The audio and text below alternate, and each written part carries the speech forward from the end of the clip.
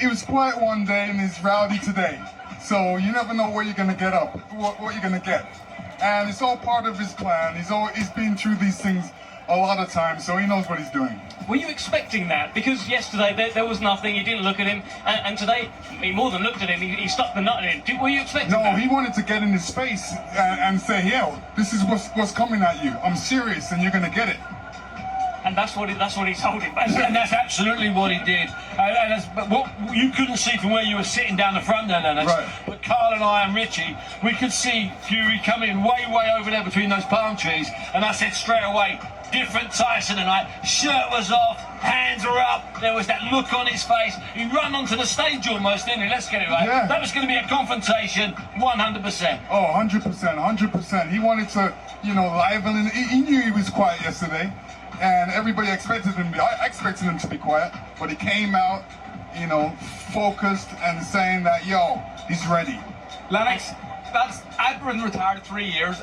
You've been retired a little bit longer than me. Yeah. That's the first time ever, and we mentioned it just before you come up, as an ex-fighter, I felt like I wanted to fight again. How did you feel there when you seen what was going on? Listen, the hype is there. The hype is there. Like, yo, he's ready. Both of them are ready. The hype is there, and certainly the extra weight is also there for Alexander Usyk, nearly a stone heavier than what we normally see him at heavyweight. What did you make of that, Lennox? With Alexander? Yeah. He's put on some good weight. You can't really see where he put on the weight, but that extra weight's gonna count. That's for sure. I'll tell you that. And he was a little bit lighter, Tyson, but not. It was about what we said, 18-8, 18-10. Listen, I'm surprised to see love handles. I'm surprised to see love handles. He had them, but he boxes great with love handles. Yeah. So there you go. I heard a good comment the other day about Tyson's weight. Keep it clean. He said that he wins fights when he's fat anyway. What difference does it make? Yeah, I mean, that's why I said I would love to see Tyson with a little bit more weight. But obviously he's taking the fight a lot serious. He wants to have the speed, he wants to have the mobility, and he's going to do that with lighter weight.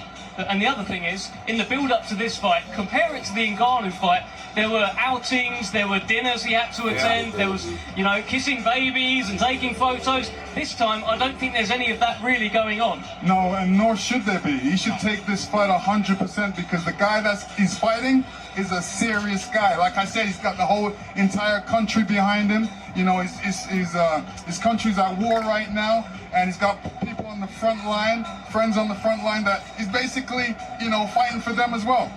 Richie, it feels like this has become quite an emotional fight now as well. We saw it up there, tensions really spilling over. So much on the line, Richie. So much on the line, yes, tensions are beginning to spin over now for Tyson Fury's camp.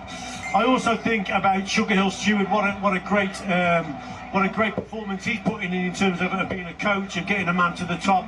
He's great. His uncle Emmanuel led Lennox to the top as well. So that for me, because yesterday he was a bit emotional, Sugar Hill Stewart. So that's a great achievement for him. But in terms of Tyson Fury, yeah, he overboiled today, which I think's a good thing. He's got the balance right. I think he's been pretty calm all week. Today he exploded. It's getting closer. If you look at it like a pressure cooker, so all week long it's just been normal.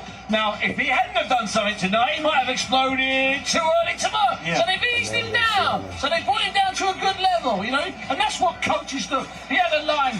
He was talking to me earlier in the week, Sugar Hill, and he said this is something that Manny used to say. If you watch the fighter close enough, he'll tell you everything. And I didn't get it at first, and I think, yeah, you're absolutely right. So they know exactly what he should do. Whether this day's a 7-round spar or a 12-round spar. Whether this day's a 5-mile or a 10-mile. Whether this day's an X or a Y. So that tonight, if you interviewed Sugar Hill now, Randy Lee, they'd go, don't worry, it was all planned. I'm convinced of that. Simple as that. Let's talk about Alexander Usyk's message to Tyson Fury. He said, Tyson, don't be afraid, I will not leave you alone. Quite a menacing message, Lennox.